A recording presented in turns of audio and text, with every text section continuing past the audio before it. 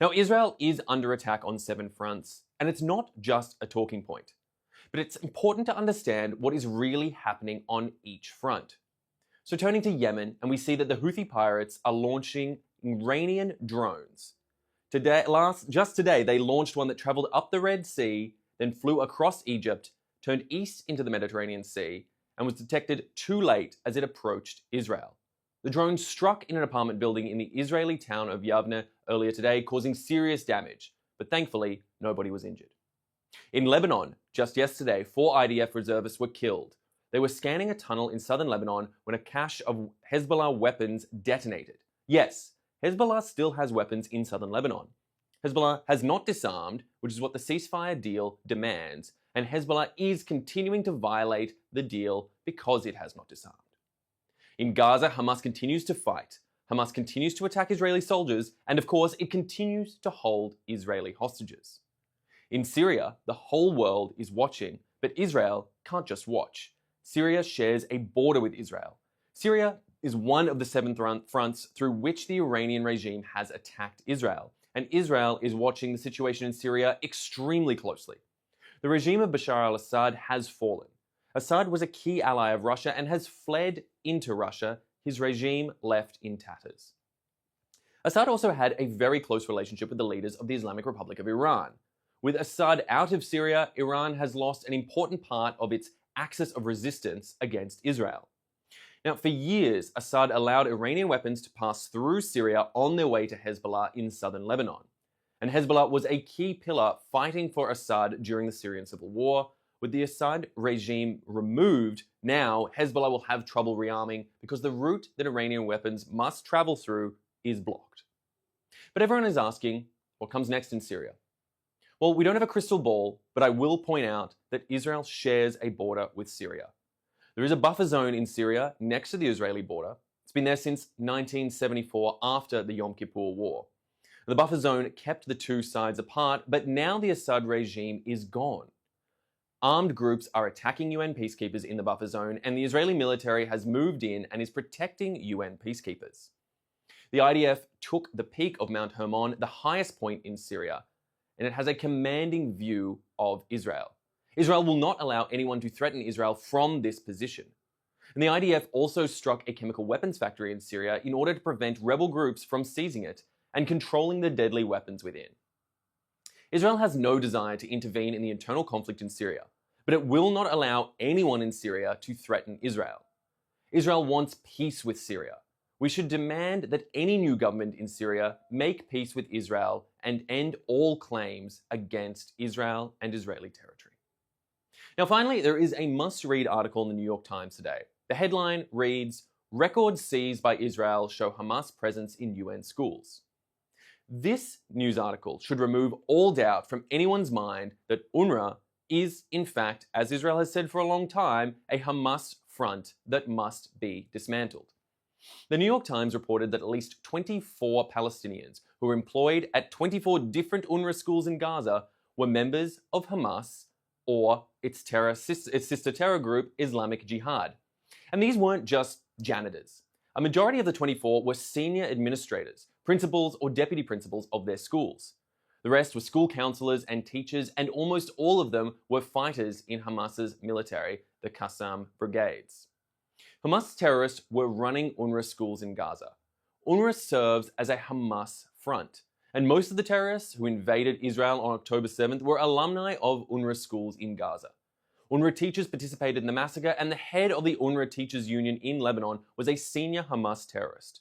The overlap between Hamas and UNRWA is enormous. UNRWA is a political organization that is pretending to be a humanitarian organization, and UNRWA has proven it cannot be left in charge of Gaza's future. With all this being said, let's now take some questions from our audience watching live. Thank you, Asher. Our first question is from X. There have been reports that Qatar has resumed its mediation of hostage negotiations between Israel and Hamas. Are you optimistic or pessimistic that a hostage deal will happen? Look, this is a tough question to ask so far, into the war as we've seen it now, almost 14 months as it stands into the war. It is impossible to know whether this new round of negotiations will yield the sort of outcomes that we hope with the return of the hostages from Hamas. But I will say it does breathe some air, and some have been reporting some momentum back into conversations around whether or not we truly will see an outcome and a change in the status quo when it comes to the hostage situation. Again, we simply hope and pray that this time does yield results, but unfortunately, we've seen the likes of Qatar, take over as mediators in the past and yielded very little in terms of results. So we'll see if this time is any different. Our next question is from Sophie on Instagram. With Assad out of the picture, is Israel still fighting a 7-front war, or is it now a 6-front war?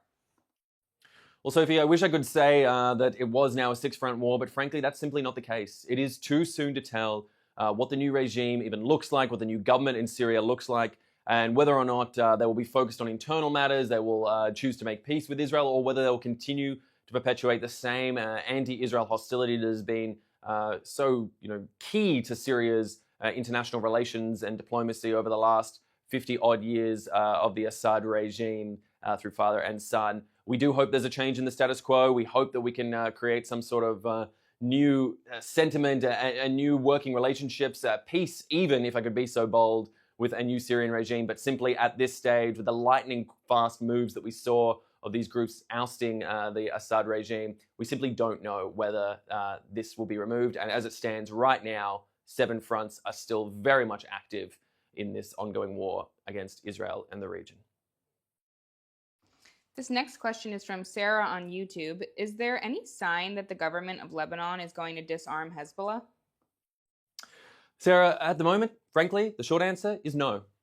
We have not seen Hezbollah truly disarming. As we said, the terrible turn of events which saw 4 IDF reservists killed by Hezbollah weapons cache just yesterday, there has not been that disarmament. That being said, that's why the 60-day ceasefire was put in place. The ceasefire was put in place with the goal to disarm Hezbollah, to remove them from southern Lebanon, and have the Lebanese army come and take over that control of that region. We hope that at the end of that 60 days, that will have the sort of results that we want, that Hezbollah will be disarmed and removed from that area. As it stands, it simply isn't happening, but I guess time will tell. Thank you. This is our final question. From Jason on Instagram, there are reports in America that the U.S. has been involved in targeting ISIS in Syria over the weekend. Do we know if Israel has any involvement in this? Operationally, Israel does not publish what it is and is not involved in. As we've seen, we are aware of Israel taking some actions in Syria to reinforce and fortify its defenses there in the buffer zone, to ensure that some of those chemical weapons factories do not fall into the hands of rebel groups with questionable control and resources, and those sort of weapons be distributed widely. I mean, just the thought of that is simply horrific. The idea of chemical weapons being distributed widely throughout Syria and various armed groups with questionable affiliations.